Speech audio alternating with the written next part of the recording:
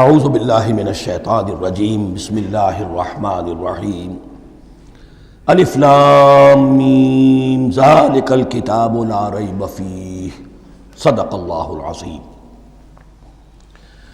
الف لام میم حروف مقطعات ہیں جن کے بارے میں عرض کر چکا ہوں۔ ذالک الکتاب لا ریب فیہ، یہ وہ کتاب ہے اس میں کوئی شک نہیں۔ الکتاب اس لیے کہا گیا ہے کہ قرآن مجید کی پیشین گوئیاں اور خوشخبریاں سابقہ کتابوں میں موجود تھیں، اور چونکہ اس سورہ مبارکہ میں اصل خطاب کا رخ جو ہے وہ ہے سابقہ امت مسلمہ کی طرف، تو ذالک کتاب نہیں کہا گیا، ذالک کتاب لا ریب فیہ نہیں، ذالک الکتاب یہ وہ کتاب ہے، کتاب موعود ہے جس کی پیشین گوئیاں تورات اور انجیل میں موجود تھیں۔ لا ریب فیہ، اس میں کوئی شک نہیں۔ حرف اورا ریب نئے، تبدیل نئے، یہی الفاظ آئے ہیں سورہ سجدہ کے شروع میں بھی، الف لام میم تنزیل الکتاب لا ریب فیہ رب العالمین، لا ریب فیہ من رب العالمین، فیہ ھدی للمتقین۔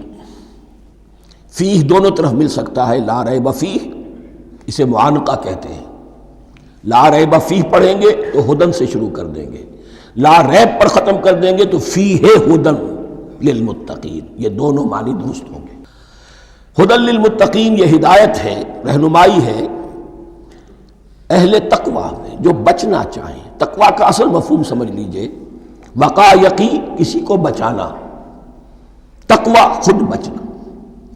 جن لوگوں کے اندر فطرت سلیمہ ہوتی ہے ان میں اخلاقی حس موجود ہوتی ہے، وہ بری چیز سے بچنا چاہتے ہیں، بھلی کو حاصل کرنا چاہتے ہیں، وہ لوگ ہیں کہ جو گویا کہ اس قرآن کا اصل مخاطب ہے، وہی اس سے استفادہ کر سکیں گے۔ الذین یؤمنون بالغیب، اب ان کے کچھ اوصاف، یہ اصل میں بہت زیادہ واضح ہوتا ہے تعویل خاص کے اعتبار سے کہ دیکھ لو درخت کو اپنے پھل سے پہچانتے ہیں، اس قرآن کے پھل موجود ہیں نا، یہ ابو بکر اور عمر اور عثمان اور علی کون ہیں؟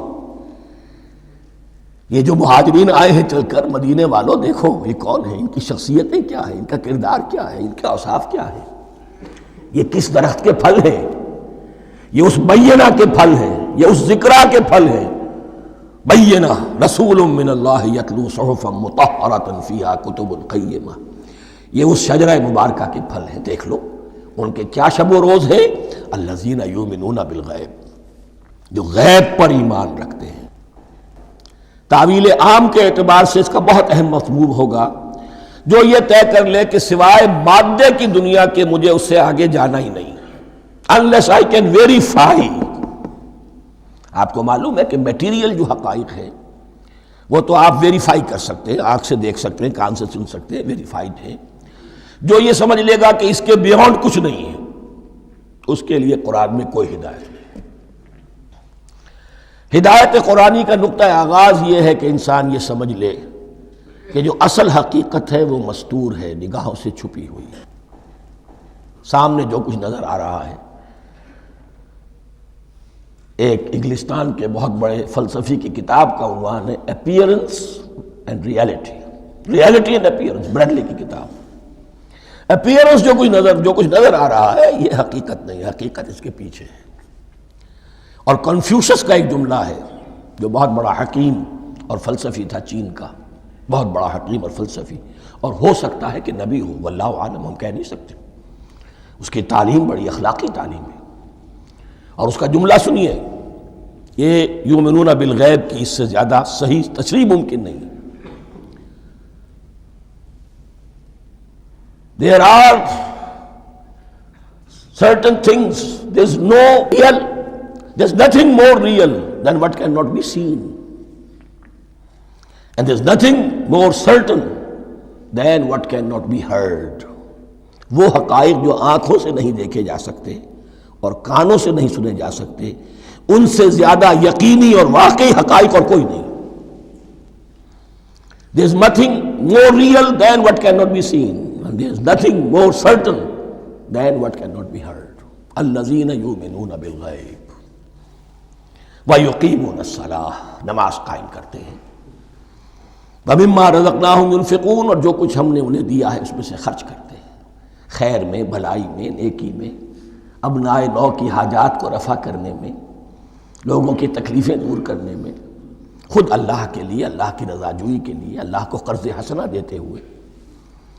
والذین یؤمنون بما انزل الیک وما انزل من قبلک، اور وہ کہ جو ایمان رکھتے ہیں اس پر بھی جو آپ پر نازل کیا گیا ہے محمد صلی اللہ علیہ وسلم، اور اس پر بھی کہ جو آپ سے پہلے نازل کیا گیا۔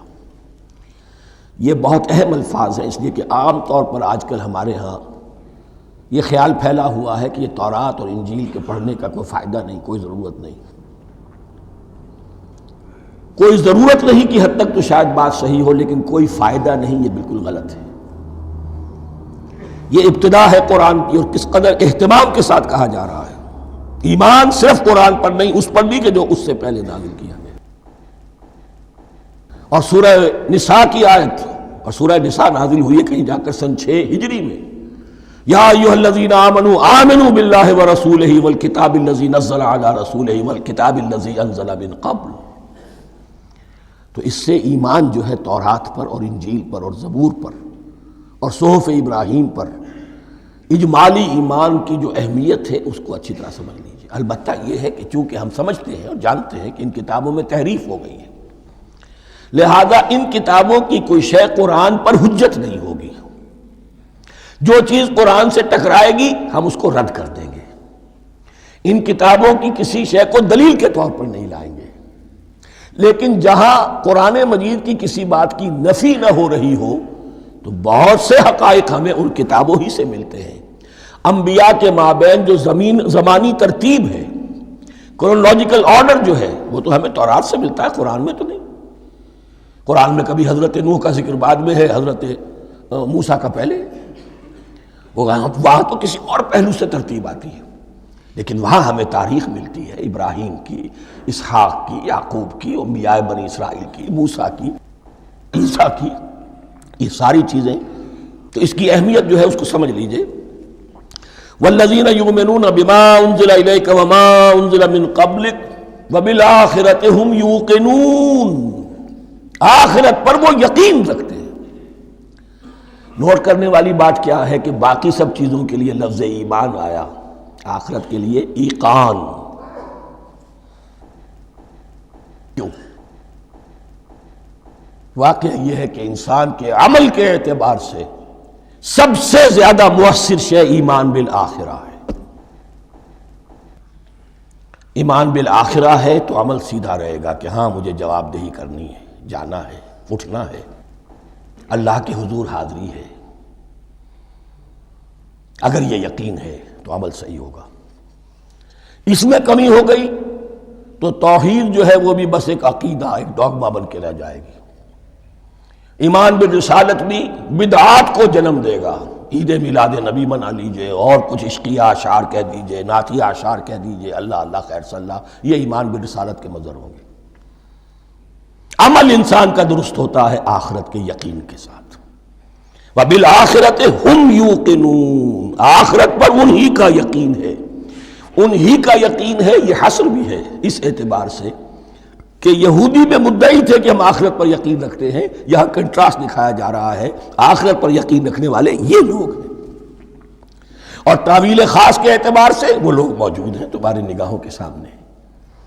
13 برس کی محنت کی کمائی محمد الرسول اللہ صلی اللہ علیہ وسلم کی، اس کتاب کی، یتلو علیہم آیاتہ ویزکیہم ویعلمہم الکتاب والحکمہ، اس کا جو نتیجہ ہے وہ تمہارے سامنے ہے۔ اولئک علی ھدی من ربہم، یہ وہ لوگ ہیں جو اپنے رب کی طرف سے ہدایت پر ہیں۔ وہ ابتدائی ہدایت بھی ان کے پاس تھی، اور یہ تکمیلی ہدایت بھی، قرآن پر بھی ان کا یقین پورا ہے، اور محمد کا اتباع بھی وہ کر رہے ہیں۔ وَأُولَٰئِكَ هُمُ الْمُفْلِحُونَ، اور یہی وہ لوگ ہیں جو فلاح پانے والے ہیں۔ فلاح کا لفظ بھی قرآن مجید کی بڑی اہم اصطلاح ہے، منزل مراد کو پہنچ جانا، کسی باطنی حقیقت کا عیا ہو جانا۔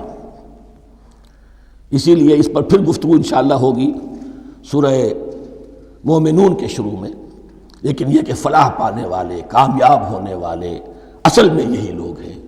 تو گویا کہ تعویل خاص میں صحابہ کرام کی طرف اشارہ ہو گیا، تعویل عام میں ہر شخص کو بتا دیا گیا اگر قرآن کی ہدایت سے مستفید ہونا ہے تو یہ اوصاف اپنے اندر پیدا کرو۔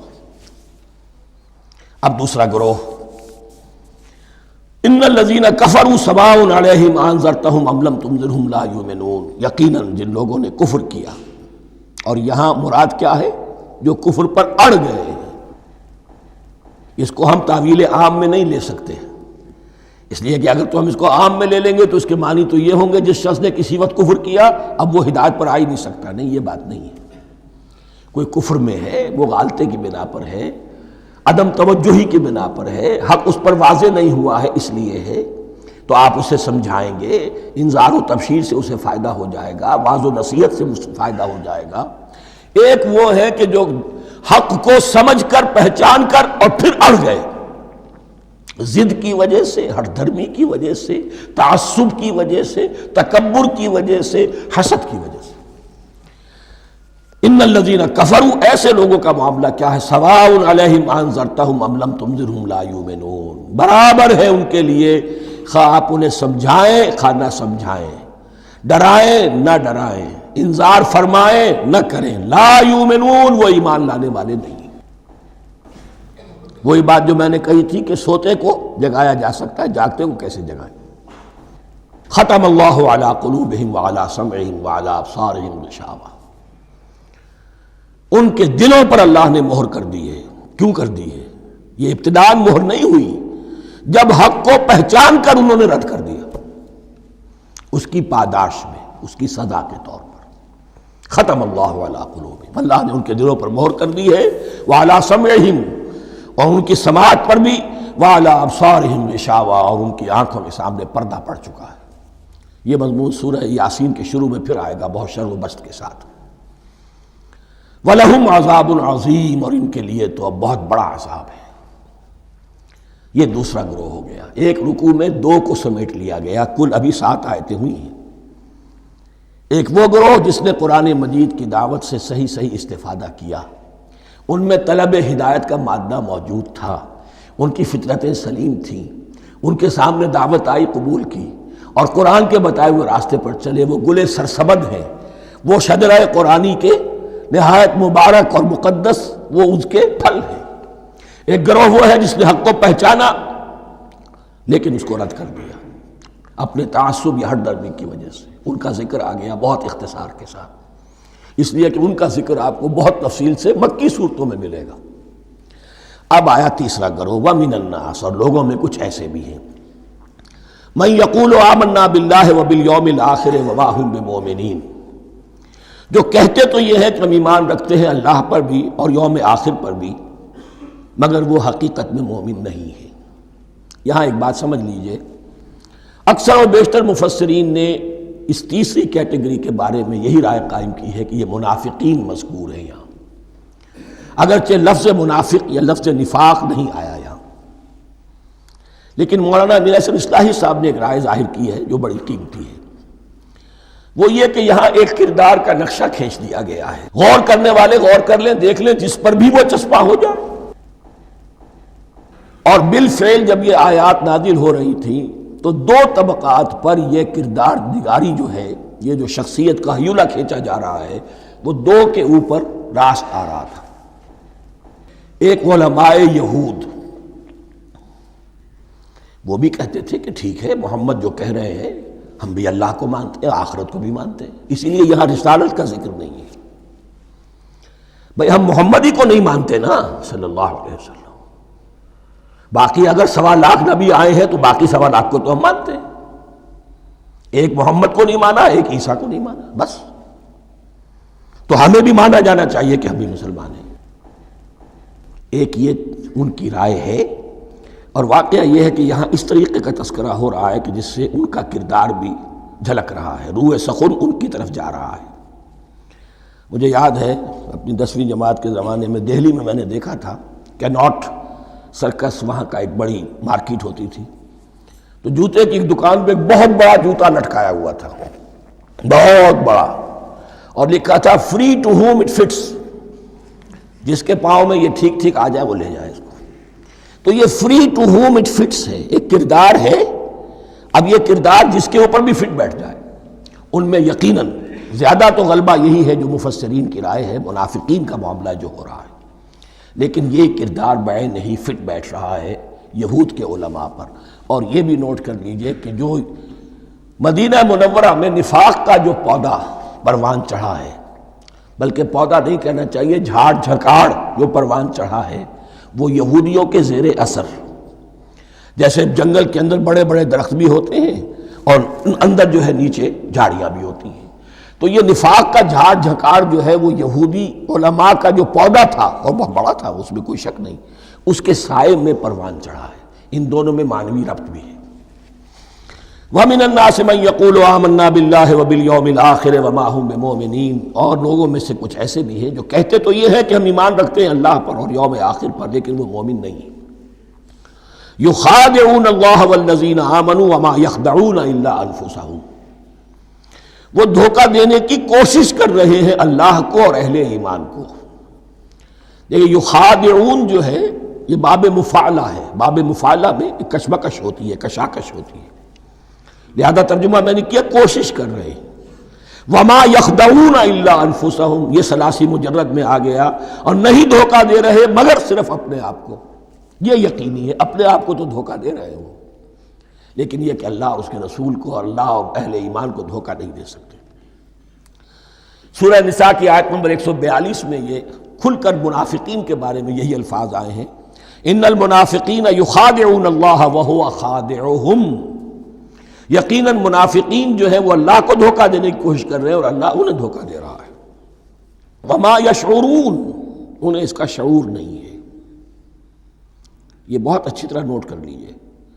منافقین کی بھی اکثریت وہ تھی جنہیں اپنے نفاق کا شعور نہیں تھا. وہ اپنے تئیں سمجھتے تھے اپنے آپ کو مسلمان. وہ کہتے تھے یہ بے وقوف لوگ ہیں.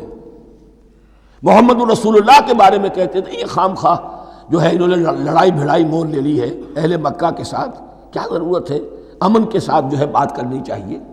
وہ سمجھتے تھے کہ ہم خیر خواہ ہیں، ہم بھلی بات کہہ رہے ہیں. یہ بے وقوف لوگ ہیں، دیکھتے نہیں کہ کس سے ٹکرا رہے ہیں، ہاتھ میں اسلحہ نہیں ہے اور لڑائی کے لیے جا رہے ہیں. تو بے وقوف تو یہ ہے. لیکن وہ سمجھتے تھے کہ ہم تو بڑے مخلص ہیں، ہم مصلح ہیں. تو ما یشعرون بہت ضروری ہے. بعض لوگ منافق ایسے بھی تھے کہ جو اسلام میں داخل ہی ہوتے تھے دھوکہ دینے کی خاطر، اور ان پہ پہلے دن سے واضح ہوتا تھا کہ ہم مسلمان نہیں ہیں، ہم نے اسلام کا لبادہ اوڑھا ہے صرف دھوکے کے لیے. اس کا ایک ذکر سورہ آل عمران میں آئے گا. لیکن اکثر و بیشتر منافقین دوسری طرح کے تھے جنہیں اپنے نفاق کا شعور حاصل نہیں تھا. فی قلوبہم مرض، ان کے دلوں میں ایک روگ ہے، بیماری ہے. یہ روگ اور بیماری کیا ہے؟ ایک لفظ میں اس کو تعبیر کیا جائے کردار کی کمزوری، ویکنس آف کیریکٹر. ایک شخص وہ ہوتا ہے کہ جو سمجھتا ہے یہ حق ہے، ہر سے بعد آباد، اب جو ہو سو ہو. ایک حق کو حق پہچان کر رد کر دیتا ہے، وہ کافر ہو گیا. ایک حق کو حق پہچان کر آیا تو صحیح، لیکن ویکنس آف کیریکٹر کی وجہ سے قوت ارادی کمزور ہے. آخرت بھی چاہتے ہیں، دنیا کو بھی ہاتھ سے دینے کو تیار نہیں. یہاں کا بھی کوئی نقصان نہ ہو اور آخرت کا بھی سارا بھلا میں مل جائے. یہ وہ لوگ ہیں در حقیقت کہ اس کو کہا روگ. فی قلوبہم مرض فزادہم اللہ مرضا. تو اللہ نے ان کے مرض میں اضافہ کر دیا. یہ اللہ کی سنت ہے. آپ حق پر چلنا چاہیں حق کا راستہ آپ کے لیے آسان کر دے گا. آپ برائی کی طرف جانا چاہیں بڑی سے بڑی برائی آپ کے لیے ہلکی ہوتی چلی جائے گی. کوئی خاص بات ہی نہیں، چلو یہ بھی کر گزرو، جب یہ کر لیا تو یہ بھی کر گزرو. اور اگر آپ بین بین لٹکنا چاہیں تو اللہ اسی پہ چھوڑ دیتا ہے. ٹھیک ہے، آپ سمجھتے ہیں ہم کامیاب ہو رہے ہیں، ہم نے مسلمانوں کو بھی دھوکہ دے لیا، وہ ہمیں مسلمان سمجھتے ہیں، اور یہودیوں کو بھی دھوکہ دے لیا، وہ سمجھتے ہیں کہ ہم ان کے ساتھی ہیں، تو سمجھا کامیاب ہو رہے ہیں. حقیقت میں کامیابی نہیں. فی قلوبہم مرض فزادہم اللہ مرضا ولہم عذاب علیم بما کانوا یکذبون. اور ان کے لیے تو دردناک عذاب ہے. عذاب عظیم کا لفظ آیا تھا اوپر کفار کے لیے، وَلَهُمْ عَذَابٌ عَظِيمٌ، 7ویں آیت ختم ہوئی، اور عذاب علیم کا لفظ آیا یہاں، ان کے لیے دردناک المناک عذاب ہے، بما کانوا یکذبون، بسبب اس جھوٹ کے جو وہ بول رہے تھے۔ وَإِذَا قِيلَ لَهُمْ لَا تُفْسِدُوا فِي الْأَرْضِ، اور جب ان سے کہا جاتا تھا مت فساد کرو زمین میں، مراد کیا ہے اس سے؟ کہ جب محمد کو مان لیا کہ اللہ کے رسول ہیں، اب ٹھیک ٹھیک پیروی کرو، ان کے پیچھے چلو، ان کا حکم ہے تو جنگ کے لیے نکلو، ان کی طرف سے تقاضا آتا ہے مال پیش کرو، اور اگر تم اس سے کتراتے ہو تو فساد مچا رہے ہیں، جماعتی زندگی کے اندر فتنہ اور فساد پیدا کر رہے ہیں۔ وَإِذَا قِيلَ لَهُمْ لَا تُفْسِدُوا فِي الْأَرْضِ قَالُوا إِنَّمَا نَحْنُ مُصْلِحُونَ، وہ کہتے تھے نہیں ہم تو صلح کرانے والے ہیں، اصلاح کرنے والے ہیں، ہم چاہتے ہیں لڑنا بھیڑنا کوئی اچھی بات نہیں ہے، ٹکراؤ تصادم یہ کوئی اچھے کام تھوڑا ہی ہے، بس ٹھنڈے ٹھنڈے دعوت دیتے رہو، جو چاہے قبول کر لے جو چاہے رد کر دے، خام خواہ یہ ٹکرانا اور یہ جنگ کرنا اور اللہ کے دین کو غالب کرنے کے لیے یہ قربانی دو اور یہ مصیبت جھیلو اور یہ مشقت برداشت کرو اور یہ چیز چھوڑو اور یہ ترک کرو، یہ کاہے کے لیے؟ وَإِذَا قِيلَ لَهُمْ لَا تُفْسِدُوا فِي الْأَرْضِ قَالُوا إِنَّمَا نَحْنُ مُصْلِحُونَ أَلَا إِنَّهُمْ هُمُ الْمُفْسِدُونَ وَلَٰكِن لَا يَشْعُرُونَ، آگاہ ہو جاؤ کہ وہی ہے مفسد، فساد پھیلانے والے، اس لیے کہ محمد رسول اللہ کی دعوت ہے زمین میں اصلاح کے لیے، اس اصلاح کے لیے کچھ آپریشن کرنا پڑے گا، مریض اس درجے کو پہنچ چکا ہے کہ آپریشن کے بغیر اس کی شفا نہیں ہوگی، اب اگر تم اس کے راستے میں رکاوٹ بنتے ہو تو در حقیقت تم فساد مچا رہے ہو لیکن تمہیں اس کا شعور نہیں ہے۔ الا انہم ہم المفسدون ولکن لا یشعرون، پھر دیکھیے نوٹ کیجئے شعور نہیں ہے، شعوری نفاق اور شے ہے، غیر شعوری نفاق ہے کہ جس کا یہ سارا تذکرہ ہو رہا ہے۔ وَإِذَا قِيلَ لَهُمْ آمِنُوا كَمَا آمَنَ النَّاسُ، اور جب ان سے کہا جاتا ہے ایمان لاؤ جیسے دوسرے لوگ ایمان لائے ہیں، آخر دیکھو دوسرے یہ اہل ایمان ہیں، جب بلاوا آتا ہے فوراً لبیک حاضر ہوتے ہیں، جو بھی ہو یہ تم جو ہے آخر تم نے اور روش اختیار کی۔ وَإِذَا قِيلَ لَهُمْ آمِنُوا كَمَا آمَنَ النَّاسُ قَالُوا أَنُؤْمِنُ كَمَا آمَنَ السُّفَهَاءُ، وہ کہتے ہیں کہ کیا ہم ایمان لائے جیسے یہ بے وقوف لوگ ایمان لائے، انہیں تو اپنے نفع کی فکر، نہ نقصان کی فکر، نہ خطرات کا کوئی خیال، نہ اندیشوں کا کوئی گمان، جان جائے مال جائے، اولاد کو چھوڑ دیں، گھر بار چھوڑ کے آ گئے ہیں، ان سے بڑے بے وقوف کون ہوں گے؟ بال بچے چھوڑ آئے ہیں کفار مکہ کے رحم و کرم پر، سرداران قریش جو چاہے ان کے ساتھ کریں، تو یہ تو بے وقوف لوگ ہیں۔ آج کل آپ کہتے ہیں ایسے ہی لوگوں کو فینیٹکس ہیں، یہ فینیٹکس ہیں، دیکھ بھال کر چلنا چاہیے، دائیں بائیں دیکھ کر چلنا چاہیے، نفع نقصان کا خیال کر کے چلنا چاہیے، چاہے حق ہے ٹھیک ہے لیکن بہرحال اپنی مصلحتوں کو بھی اور اپنی اہل و عیال کی مصلحتوں کو بھی دیکھنا چاہیے۔ یہ لوگ تو معلوم ہوتا ہے کہ بالکل دیوانے ہو گئے، فینیٹکس ہو گئے۔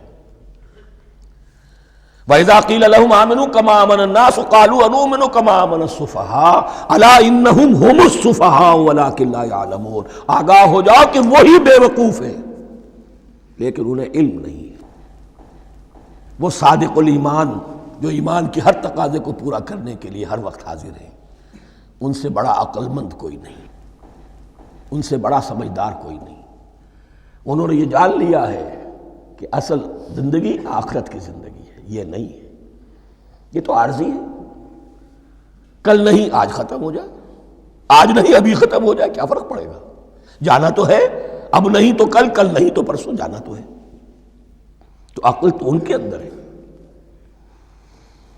الا انہم ہم السفہاء ولکن لا یعلمون واذا لقوا الذین آمنوا قالوا آمنا، اور جب یہ ملتے ہیں ان سے جو اہل ایمان ہیں تو کہتے ہیں ہم بھی ایمان رکھتے ہیں۔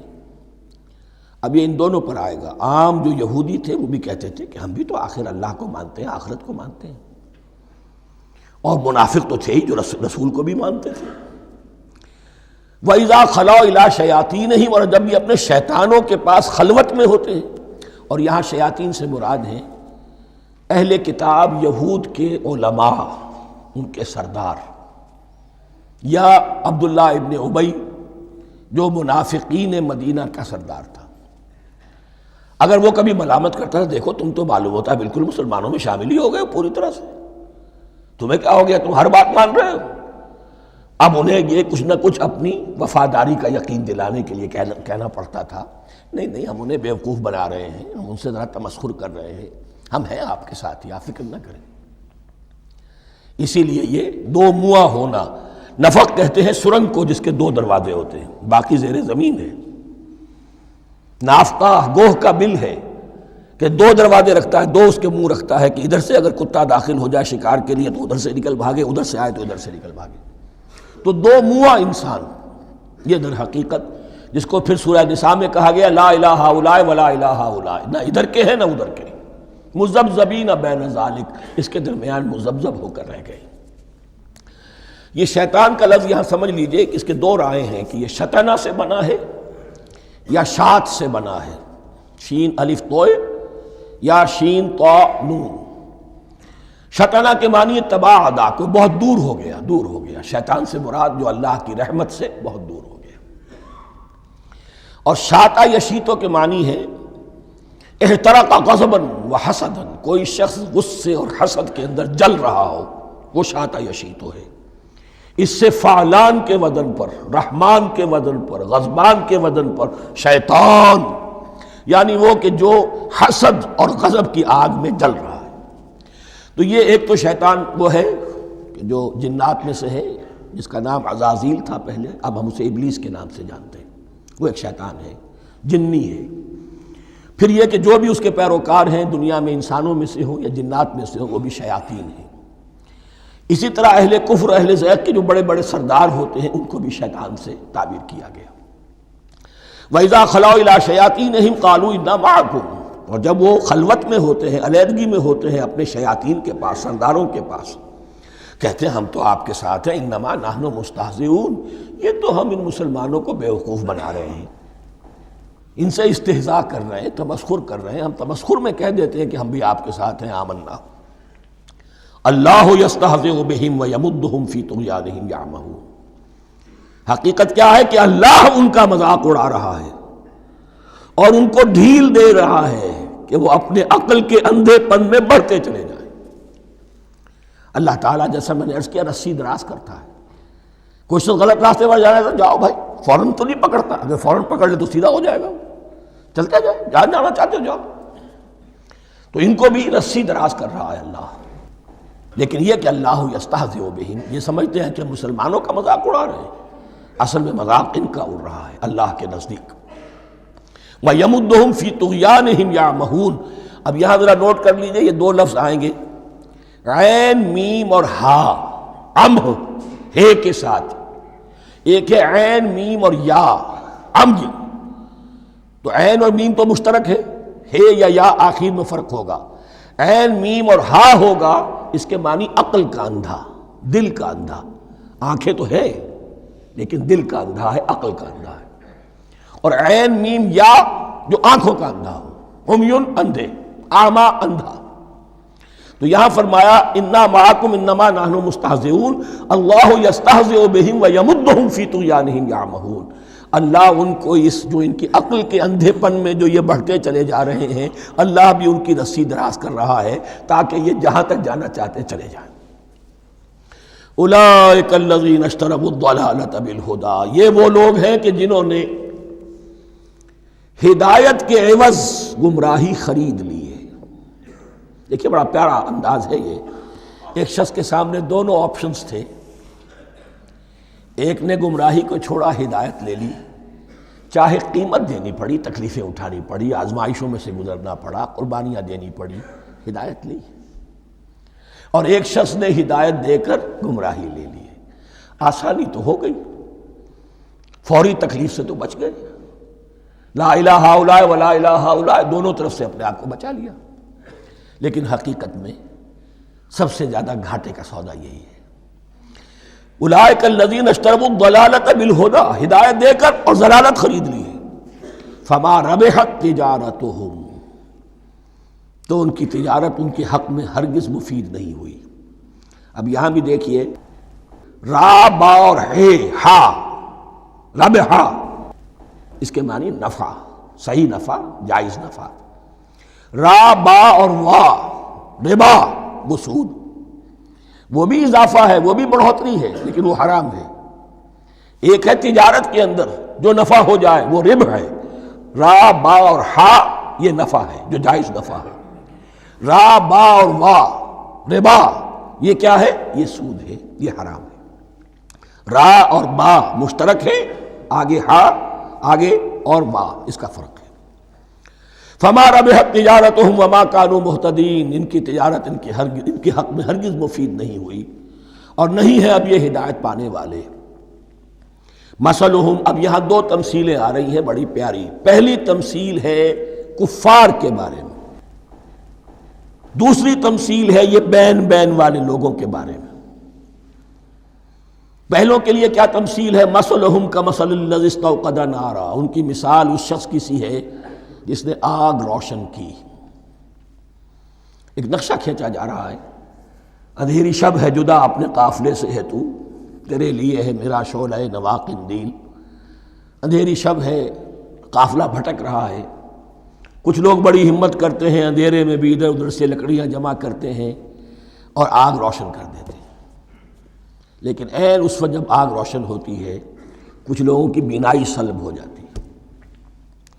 پہلے وہ اندھیرے میں اس لیے تھے کہ روشنی نہیں تھی، اب وہ اندھیرے کے اندھیرے میں رہ گئے کہ روشنی تو خارج میں آ گئی، اپنی اندر کی روشنی گل ہو گئی، بصارت سلب ہو گئی۔ یہ مثال ہے ان کفار کی کہ حضور کی آمد سے پہلے سب بھٹک رہے تھے، کوئی حقیقت واضح نہیں تھی، قافلہ انسانیت بھٹک رہا تھا اندھیری شب میں۔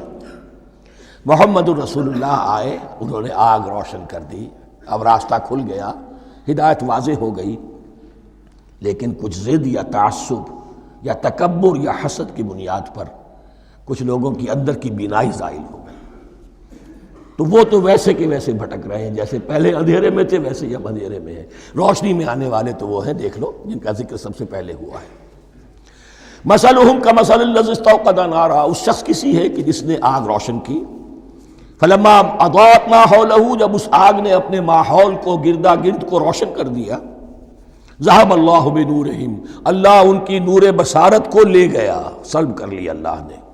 وترکہم فی ظلمات لا یبصرون، اور چھوڑ دیا انہیں ان اندھیروں کے اندر کہ وہ کچھ نہیں دیکھتے۔ صم بکم عمی فہم لا یرجعون، اسم کہتے ہیں بہرے کو، سم جمع ہے اس کی، سمن۔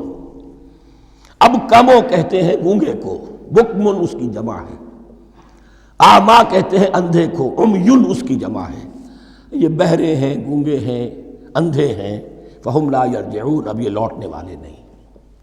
یہ کون ہے؟ ابو جہل ہے، ابو لہب ہے، ولید بن مغیرہ ہے، عقبہ ابن ابی معیط ہے، یہ سب کے سب ابھی زندہ ہیں جب یہ آیات نازل ہو رہی ہیں۔ ابھی تو غزوہ بدر ہوگا سن 2 ہجری میں، اور اس میں یہ سب جو ہیں واصل جہنم ہوں گے، ابھی تک تو ہے نا۔ یہ لوگ ہو گئے اس کی مثال۔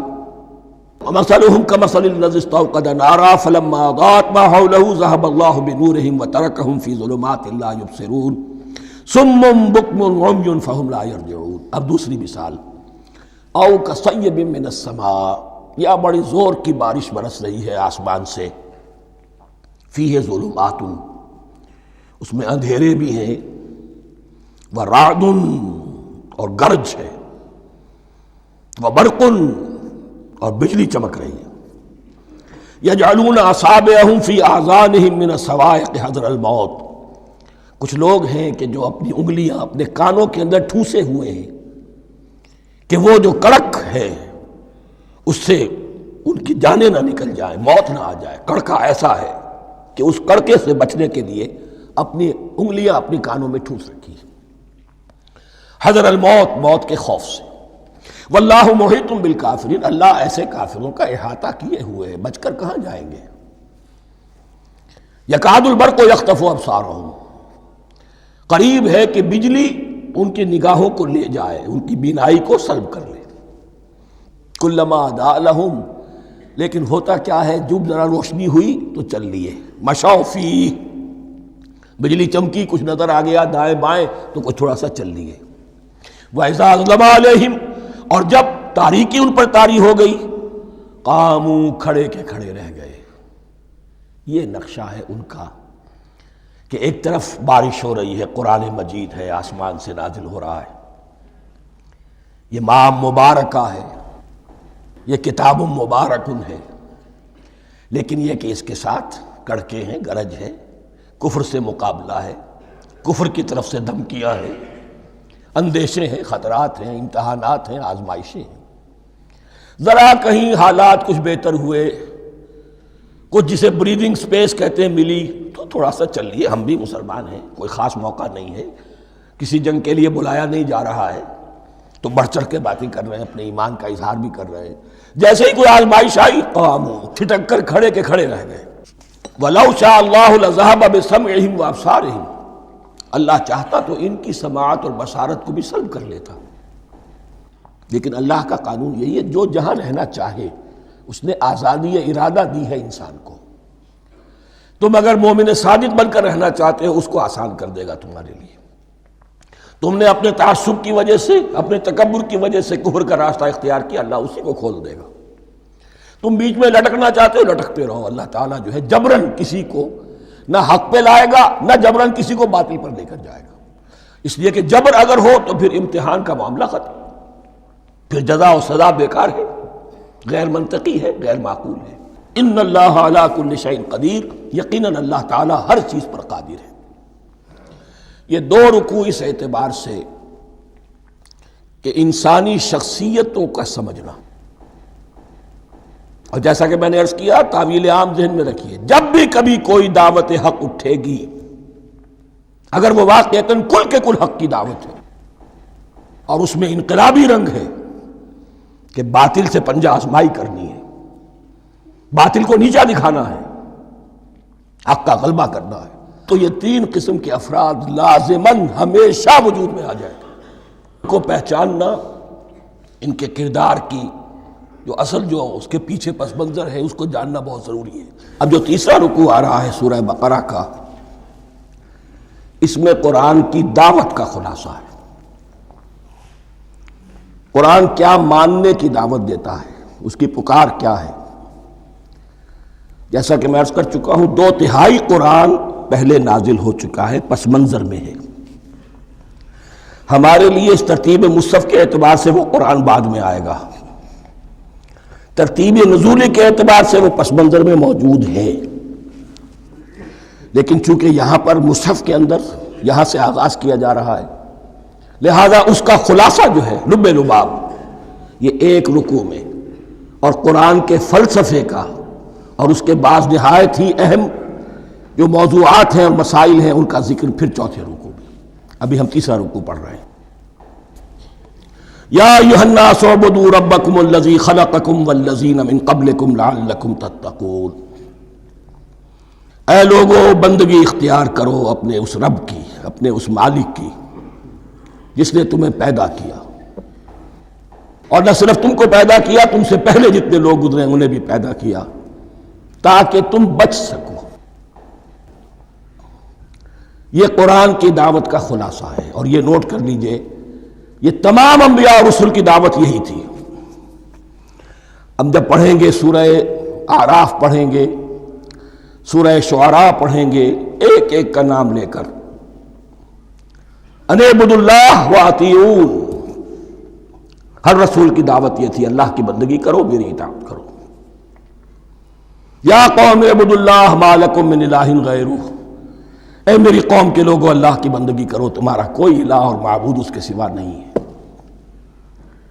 پھر عضو قرآن یہی عبادت رب انسان کی تخلیق کی غایت ہے، وما خلقت الجن والانس الا لیعبدون، ہم نے جنوں اور انسانوں کو پیدا ہی صرف اس لیے کیا ہے کہ ہماری بندگی کریں۔ لیکن یہاں ایک فرق بہت بڑا ہے، تمام رسولوں کی دعوت یہی ہے، محمد الرسول اللہ کی بھی یہی ہے، لیکن بڑا فرق کیا ہے؟ باقی تمام رسولوں کی دعوت آپ کو ملے گی یا قوم، اے میری قوم کے لوگوں، یہاں ہے یا ایھا الناس، اے بنی آدم، اے بنی نوع انسان، معلوم ہوا کہ تمام رسول حضور سے پہلے صرف اپنی اپنی قوموں کی طرف آئے ہیں.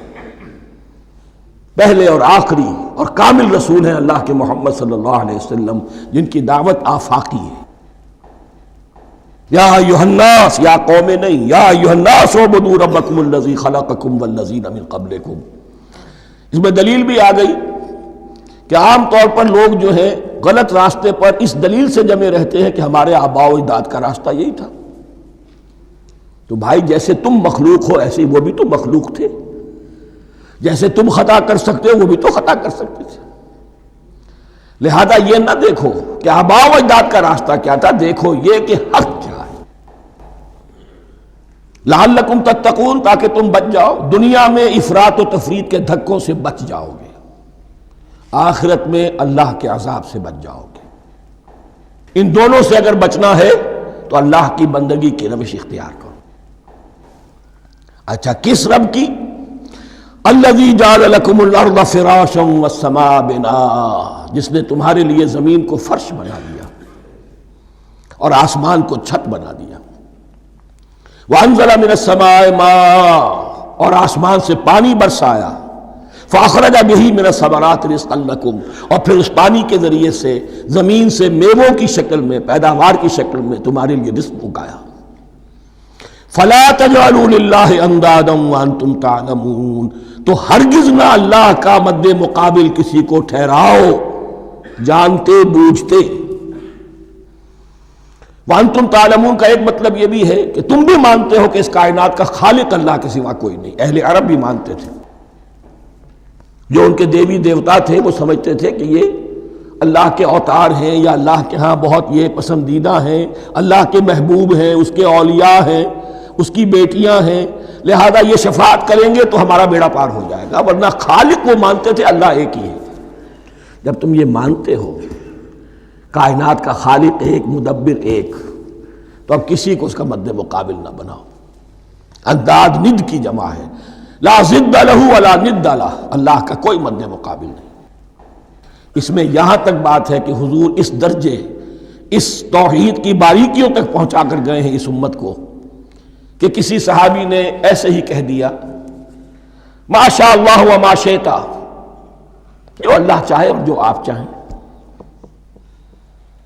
حضور نے فوراً ٹوک دیا اجعلتنی للہ ندا، کیا تو نے مجھے اللہ کا مد مقابل بنا دیا ہے؟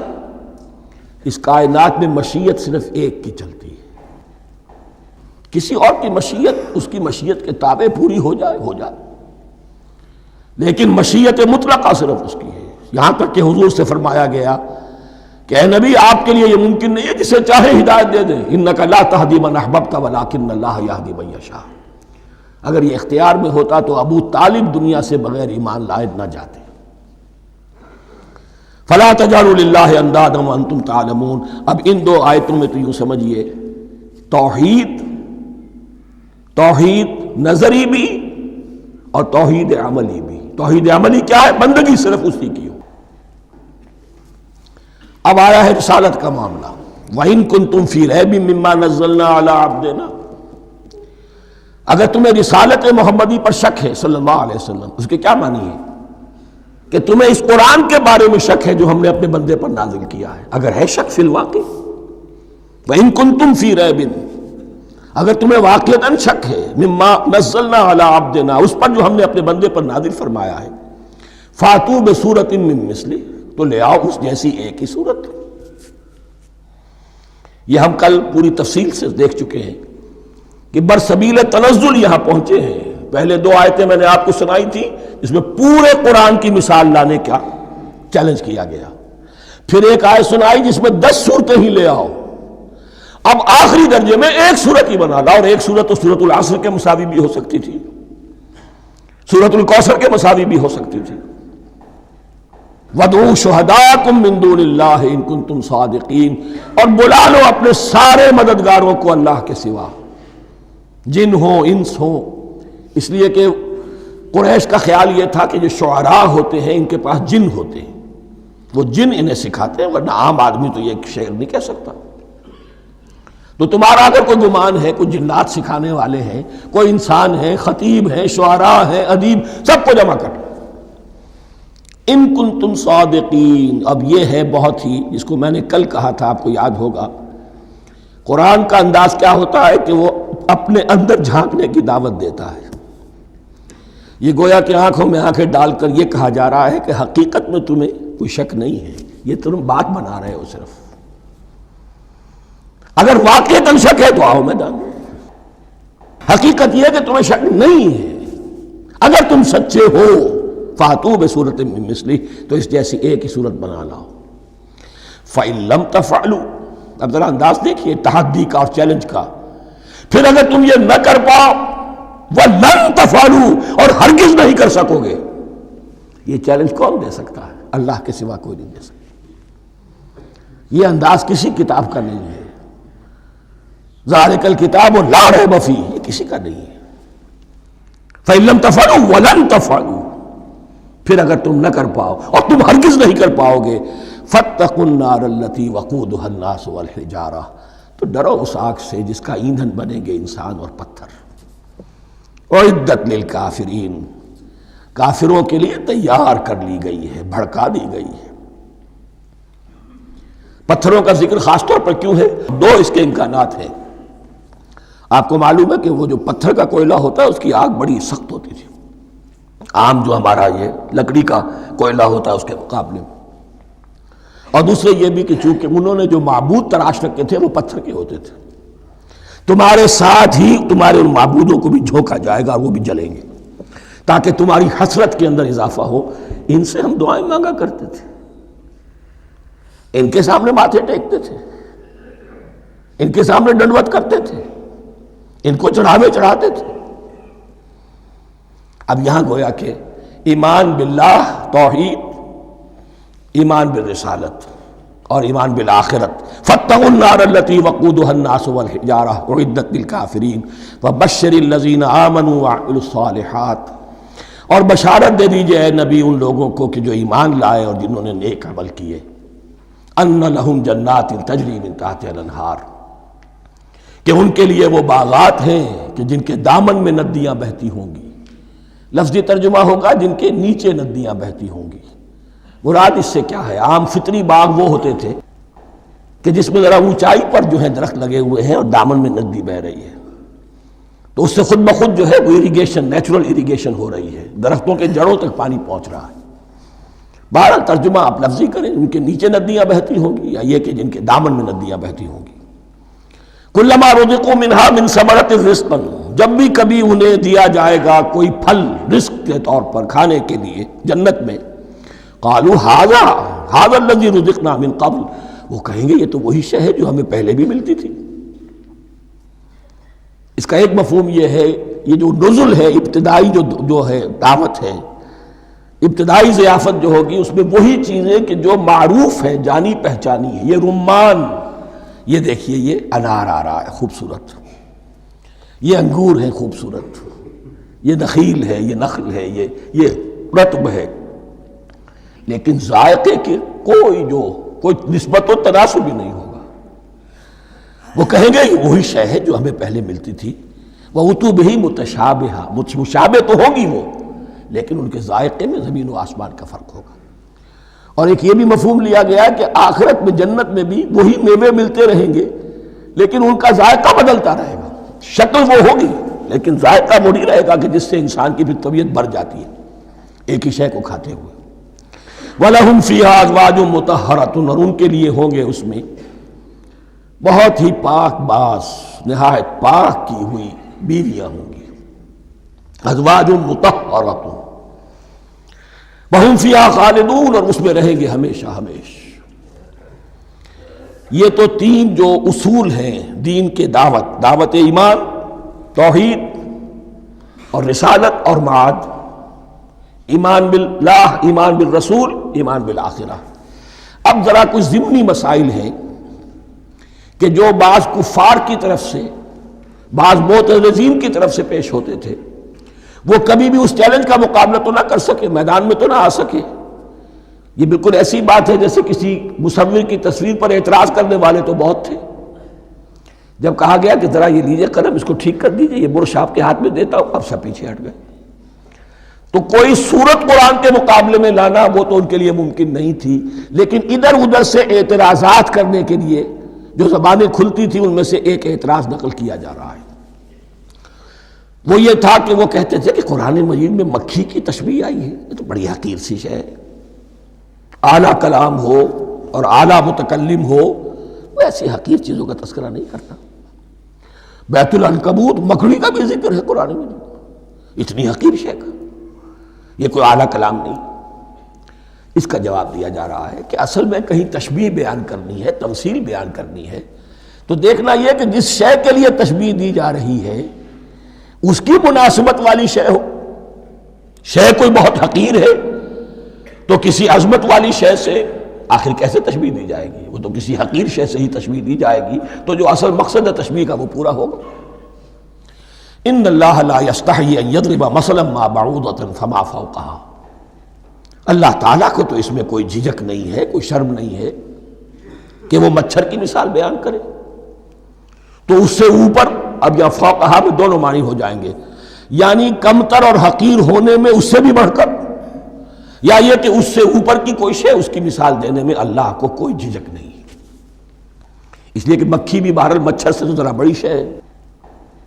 اس معنی میں بھی ہو سکتا ہے فوقہا، اور فوقہا اس معنی میں بھی کہ اس سے بھی حقیر ہونے میں اس سے بھی بڑھ کر۔ فَأَمَّا الَّذِينَ آمَنُوا فَيَعْلَمُونَ أَنَّهُ الْحَقُّ مِن رَّبِّهِمْ، تو جو لوگ صاحب ایمان ہیں وہ جان لیتے ہیں کہ یہ حق ہے ہمارے رب کی طرف سے۔ وَأَمَّا الَّذِينَ كَفَرُوا، اور جنہوں نے کفر کیا ہے، فَيَقُولُونَ مَاذَا أَرَادَ اللَّهُ بِهَذَا مَثَلًا، یہ کیا مثال اللہ نے دی، کیا ارادہ ہوا اللہ کا اس مثال کے ذریعے سے، ناک بھوں چڑھا رہے ہیں، اعتراض کر رہے ہیں۔ اب جو آ رہا ہے اگلا جملہ وہ ہے بہت اہم، یضل بہ کثیرا ویہدی بہ کثیرا، اسی کے ذریعے سے اللہ بہتوں کو ہدایت دیتا ہے اور اسی کے ذریعے سے بہتوں کو گمراہ کرتا۔ معلوم ہوا کہ ہدایت اور گمراہی اور ہدایت اور ضلالت انسان کی سبجیکٹو کنڈیشن کے اوپر دار و مدار ہے اس کا۔ آپ کے دل میں خیر ہے، بھلائی ہے، نیت صحیح ہے، طلب ہدایت، طلب علم، اس میں آپ سچے ہیں، آپ کو ہدایت مل جائے گی۔ دل میں زیغ ہے، کجی ہے، نیت میں ٹیڑھ ہے، فساد ہے، تو اسی کے ذریعے سے اللہ آپ کی گمراہی میں اضافہ کر دے گا۔ یضل بہ کثیرا ویہدی بہ کثیرا، لیکن اللہ کا یہ کسی کو ہدایت دینا اور کسی کو ضلالت دینا علل ٹپ نہیں ہے، کسی قاعدے اور قانون کے بغیر نہیں ہے۔ وما یضل بہ الا الفاسقین، نہیں گمراہ کرتا وہ اس کے ذریعے سے مگر صرف سرکش لوگوں کو، جن میں سرکشی ہے، تعلی ہے، تکبر ہے، اور ان کے اوصاف کیا ہے؟ الذین ینقضون عہد اللہ من بعد میثاقہ، جو توڑ دیتے ہیں اللہ کے ساتھ کیے ہوئے عہد کو،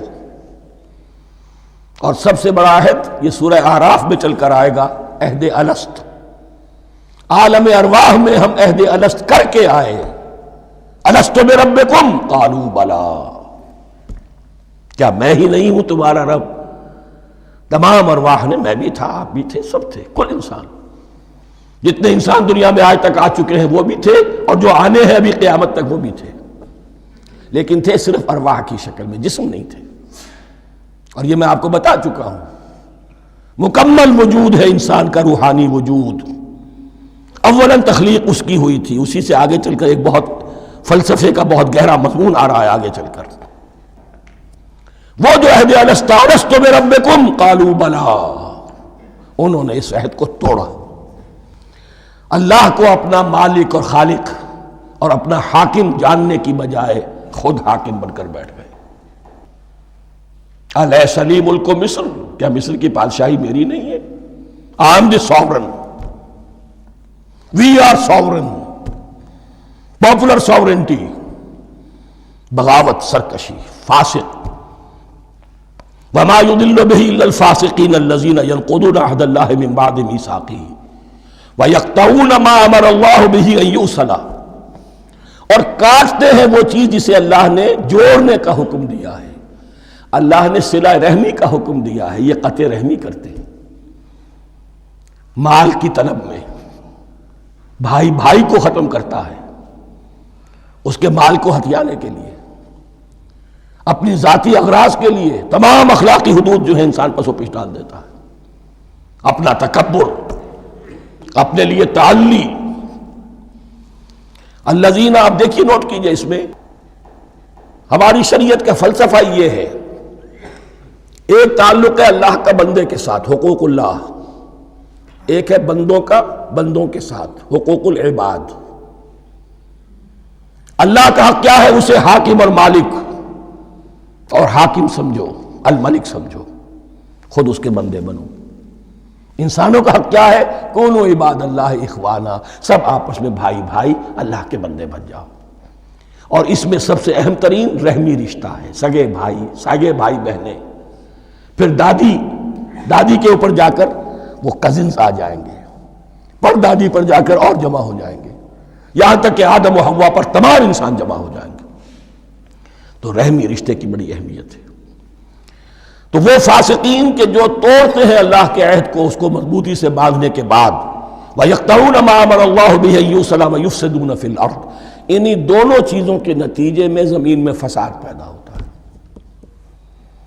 یا اللہ کی اطاعت سے باغی ہو گئے اور یا آپس میں ایک دوسرے کی گردنیں کاٹنے لگے۔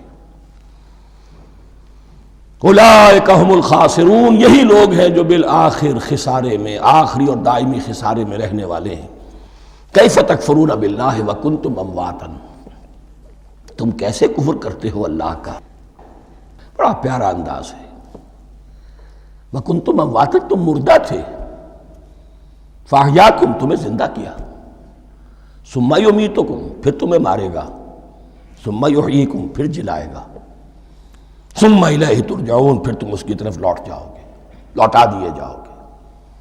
یہاں وہ بات آ گئی جو آج نگاہوں سے بالکل اوجھل ہو چکی ہے۔ یہ ہم دنیا میں آنے سے پہلے مردہ تھے، کیا مانی؟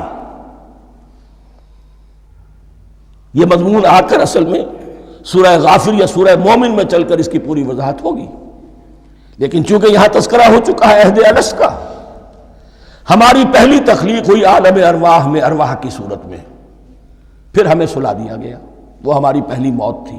مردہ جو ہے معدوم نہیں ہوتا، مردہ ہوتا ہے، بے جان ہوتا ہے، سویا ہوا ہوتا ہے، اور موت کو اور نیند کو تشبیہ دی گئی ہے۔ پھر ہمیں اس جسد کے ساتھ یہاں زندہ کیا گیا، پھر موت طاری ہوگی، پھر ہمیں زندہ کیا جائے گا۔ یہ آیت جیسا کہ میں نے عرض کیا بہت بڑی اور بڑی گہری حکمت اور فلسفہ قرآن کی آیت ہے۔